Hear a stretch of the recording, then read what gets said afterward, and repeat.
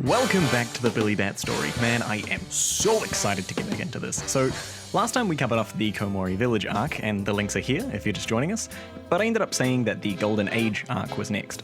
Well, that was wrong.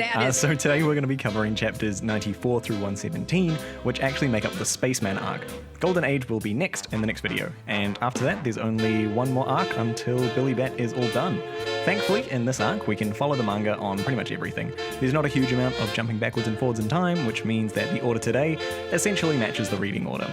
As always, we're going to be sticking to just the main plot points, which does leave out all that tasty flavor which builds into the story, but we don't really think it's essential, so we've cut it out. Also, I'm going to try and recap some things as we go along in lieu of actual breaks in the story. Still trying to figure out what is the best way to convey this story because I just love it so much, and I really hope that you guys are enjoying it also. So that's all the ado, let's go. 1981. We begin with some Billy Bat graffiti getting torn down, and immediately we meet Kevin Goodman. Kevin's a freewheel heir to the Golden Cola fortune and is somehow still one of the most likable people that you'll ever see. Kevin's been tagging all over town under the guise of Golden Bat. What we see is that his graffiti is always torn down shortly after he puts it up. One day he's approached by an artsy blonde who tells him that whoever is doing the tearing down are people that he really shouldn't be crossing. She appreciates his work, but Kevin shrugs it off, not really caring that much about it. He just wants to draw. Another night, and we see Kevin is tagging once again. And what's interesting is that he's tagging the Shimoyama incident from the first arc. He hears the camera go off behind him, and he moves to go confront the photographer. Walking in, he finds that the photographer's been shot.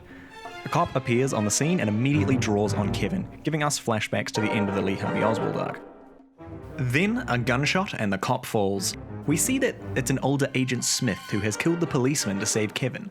Smith takes Kevin away to a diner and confronts him on if he can see the bat. He says that history is written by the winners, and whoever is currently winning has been covering up the facts. For example, the JFK assassination, the Komori Village massacre, and the moon landing. Now the only person left who can still uncover the real history is Kevin. Kevin is the only one left. The next day, the artsy blonde finds Kevin bummed out on a bench. Kevin's still taking everything in at the moment and still doesn't really get the scope of what's going on. The blonde reveals that after the action the night before, military-grade people came and purged the scene of the bodies, the blood, and the graffiti. Not only were they military-grade, they were National Guard. Whoever is behind the tracking down of the tagging has friends in high places.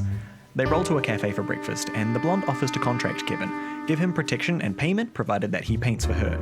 Mid-conversation, Billy appears to him. Kevin's always had a strong connection to the bat since he was a kid. We saw him play with the bat before the assassination, as well as that creepy moment of him reciting what the bat told him to other Kevin. We're reminded that Kevin is the last one left.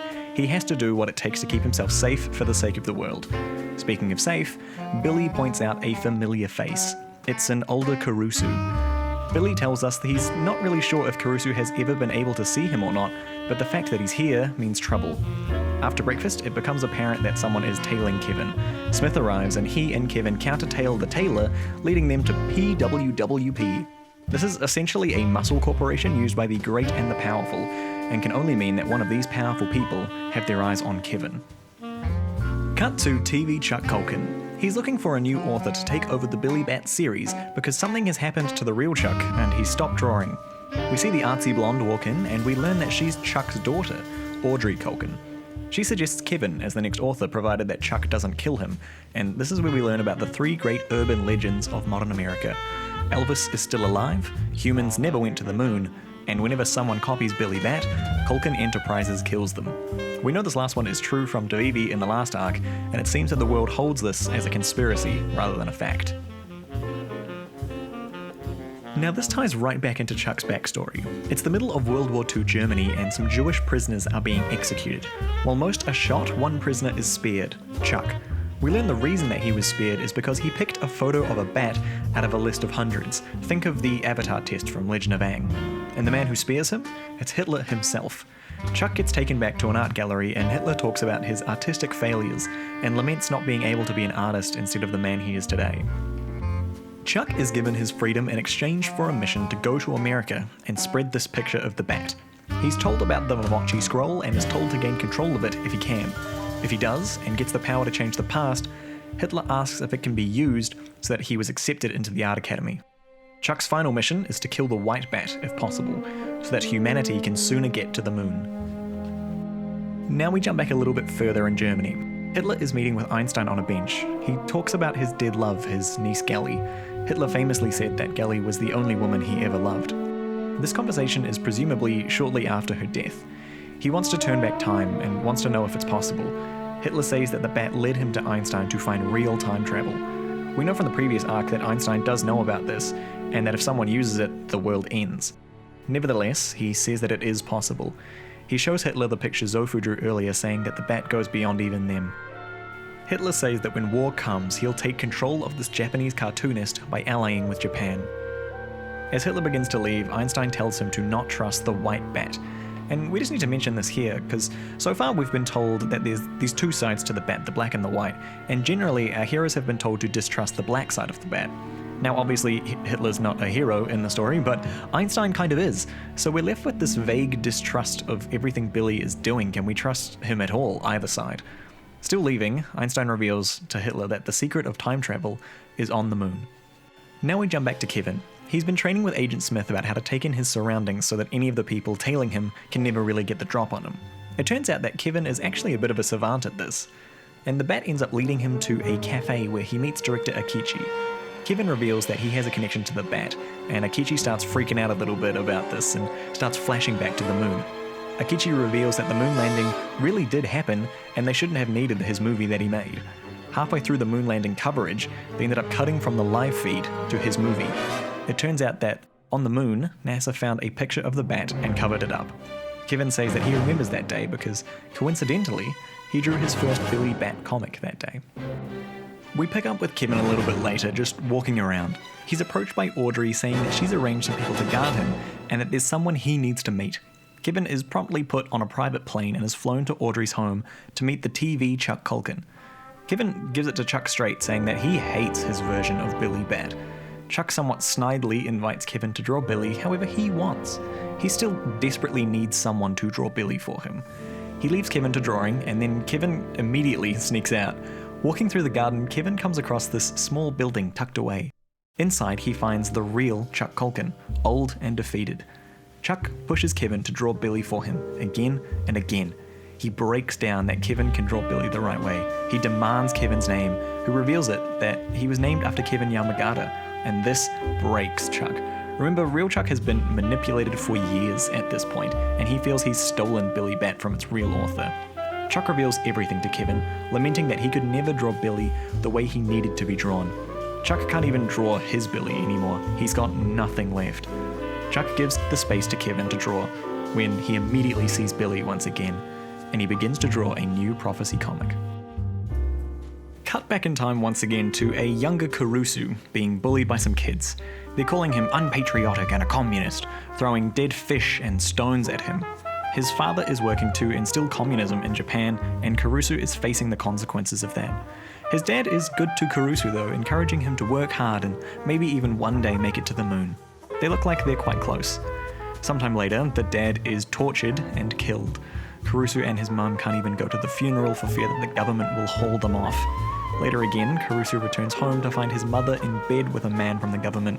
It's not clear if she was working with him against her husband originally, or if she's doing it to protect what remains of her family, but Kurosu takes it the worst way.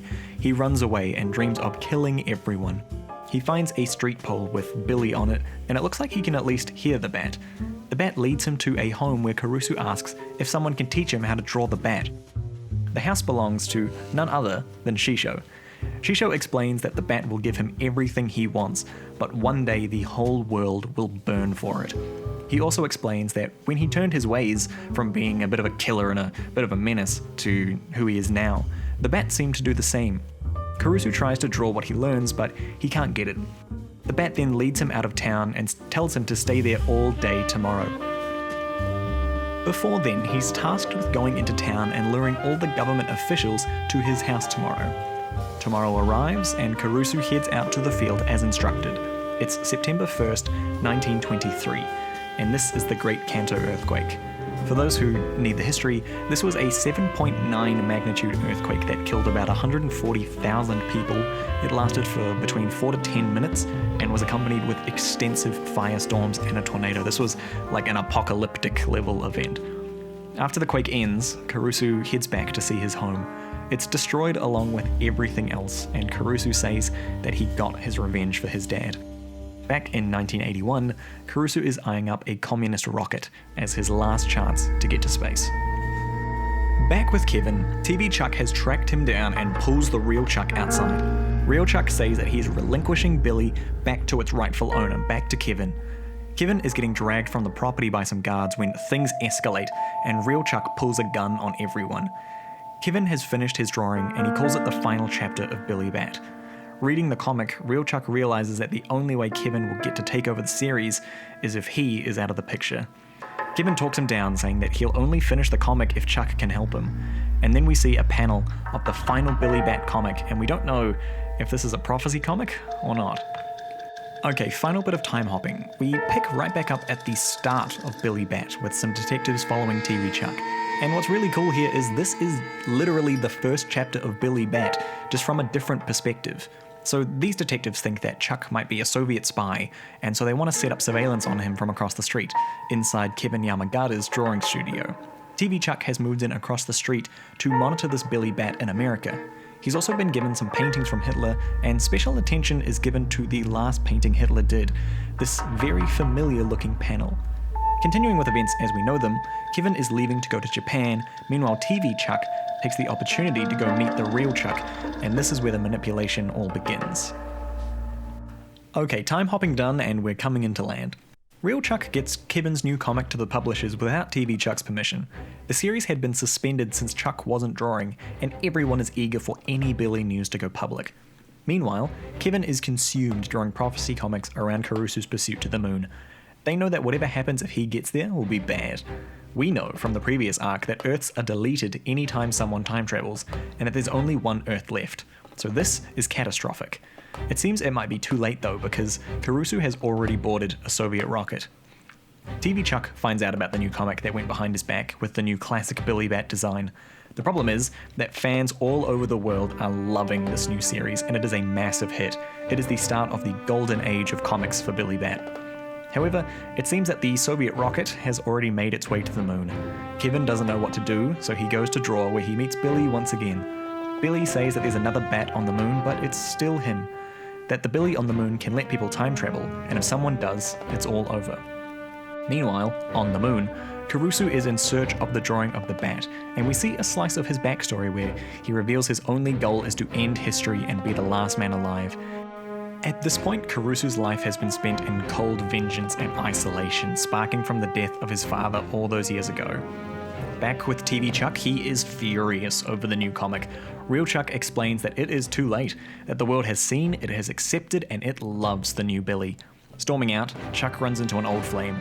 Chuck's a bit of a man-whore and sleeps around a lot, and it seems that he has had a child from this lady, a little boy named Timmy. Kurosu finally makes it to Moon Billy.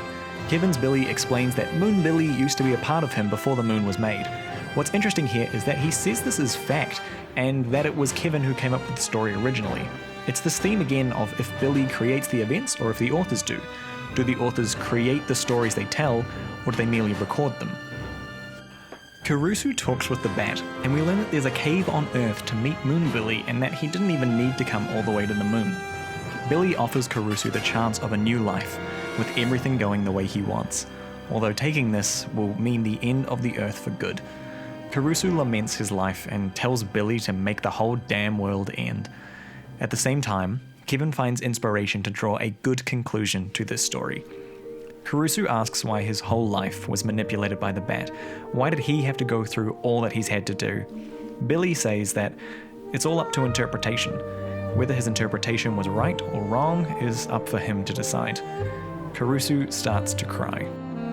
Kevin rests after finishing his comic. He's found a way for this all to end peacefully.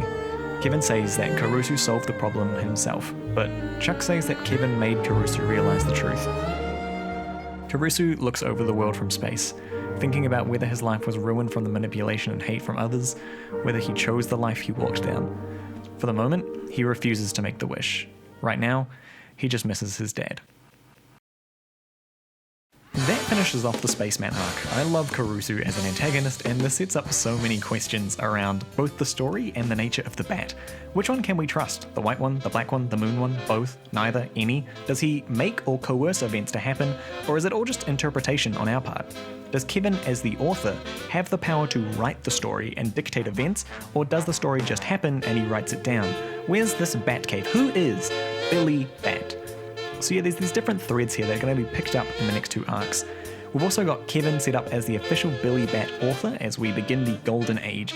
This arc covers chapters 118 through 142 and is my personal favourite part of the story, so that video should be out soon. After that, there's only 1 arc left, being the Heart Teacher arc from 143 through 165. I really hope you're enjoying this story as much as I do. As always, I recommend reading it for the full experience. These videos pale in comparison to the manga. There is some really neat tie-ins that make the whole story feel so cohesive, so definitely give it a try if you haven't already. That's going to be all for today. If you've got any recommendations on parts of this video's style that need improving, I'm still trying to figure out the best way to communicate these stories clearly and with at least a measure of entertainment. Or if you want to recommend any other manga we should look at, drop a comment below. And thanks for watching. This has been CG, and I'll see you Gs in the next one.